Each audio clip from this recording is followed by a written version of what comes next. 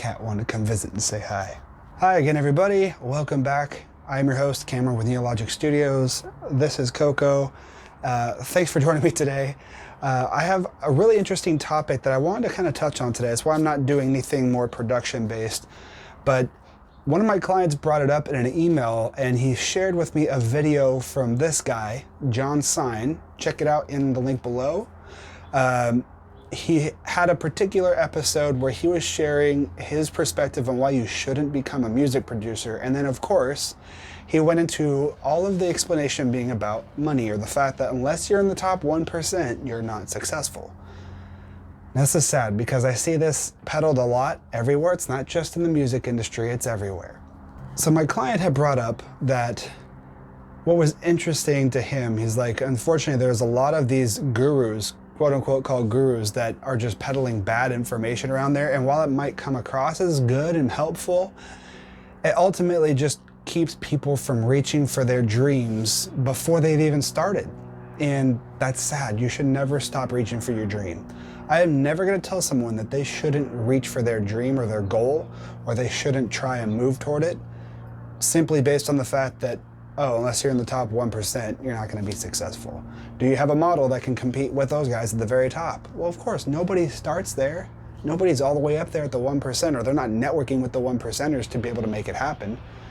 You can do it, and you have to first define your own definition of what it means to be successful to you. And I'll get into that a little bit more in a bit. But first, let's unpack what's happening. You know, it's sad that so many people buy into this social model, this modern social model today of what we believe capitalism to be. There's this whole winner-take-all mentality approach that isn't healthy. It's not successful. It's not that you have to be that, go for the top. Yeah, you can aim that high up, but everything that you're gonna do is gonna be from where you're at now. Like, you have to figure out what steps you gotta take to get to the next level, get to the next level. And you're gonna try a lot of things, and you might, fail at some things, and you just bounce back and forth. Success is not a straight line. Everybody's path is gonna be different. So that's what you have to keep in mind. And I'm speaking from personal experience, because I can tell you, even if you've watched my webinar in the past for Unlocking the Secrets of the EDM Majors, I told you about my past. Like, I've bounced around from several things in the freelance community and the freelance career path that I was doing with audio post and commercials. I failed because that business went under when all of my connections went under. So I had to pivot and figure out the next step, and I'm still in it. I'm still making things happen, and now I'm seeing an even more abundant turnaround in my business just because of my mindset, the place that I'm at now. From an emotional perspective, it's definitely making a massive difference. And so what I'd like to kind of give you guys as tools for combating this experience you might be having, maybe you're dealing with frustration or anger or just fear of, like, what does it take to get to the top, and you're not there yet. It's all about your mindset. So first, we need to do away with that model of the winner takes all. You have to define your own version of success. What does success mean to you? And it doesn't have to be that, oh, unless I'm competing at the top 1%, that's a lofty goal. But what does it take nowadays? And if you've listened to Damian Keys, go check out his channel. He is an evangelist for this whole perspective on the fact that you can build a successful following. You don't have to have 1 million, 100 million, 1 billion followers to make a model work. That's scalability. You can reach for that, but what does it take to be successful and sustainable right now? What income do you need to be able to make a living doing what you want to do without having to do a day job or a side hustle? And those are the things that most people aren't putting their time and energy to think about, to the point where they just give up entirely. You're not putting your effort into things that are going to move the needle forward in your business. So that brings me to my next point. If you can build your version of what it means to be successful to you, you can operate out of that.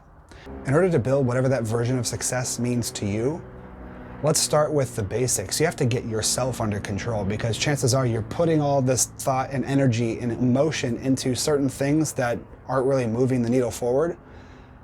Let's start with mastering yourself. I wrote an article a while back, and I published this on my Pollux and Castor profile. It's called Attitude is Everything.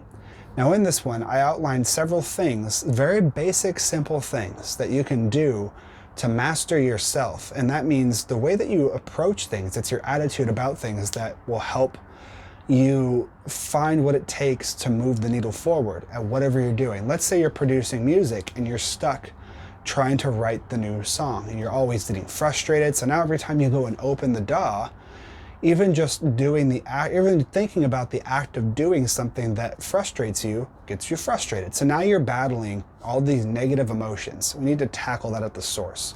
So how do you do that? There's several steps. One, I tell people to start building some habits that address their mindset. So instead of opening the DAW in a frustrated mood, if you're gonna set time aside to go to work on producing, set time aside before then to prep your mental state. Make a routine of, or a habit of it. And we're gonna call these warm-up routines. Now, obviously, most people probably hear warm-up routine, you think, oh, I gotta practice my rudiments. Whether if you're a guitarist, you're gonna practice your scales or runs, or you're gonna go to the gym and you're gonna warm up before gym, right? This concept applies to the creative mind too.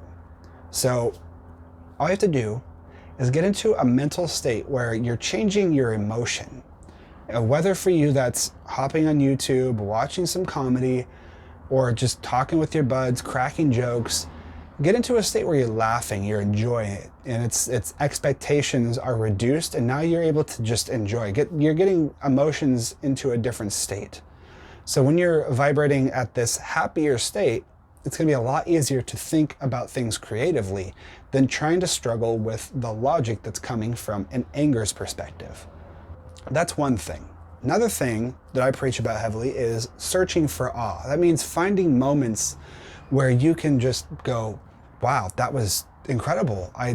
That expanded my mind. Whenever you have a moment of awe, what that does is that expands your realm of possibilities, because now your mind is suddenly opened to the ideas and things that you weren't open to before.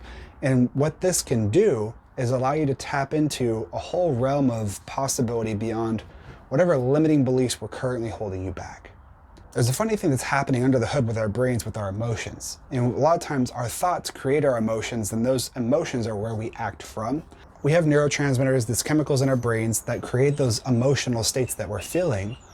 Well, whenever we're feeling frustrated or angry or irritated, you name it, any of those emotions are coming from an emotional reaction. Those are neurochemical issues. Those are changes in our chemistry, in our brain chemistry.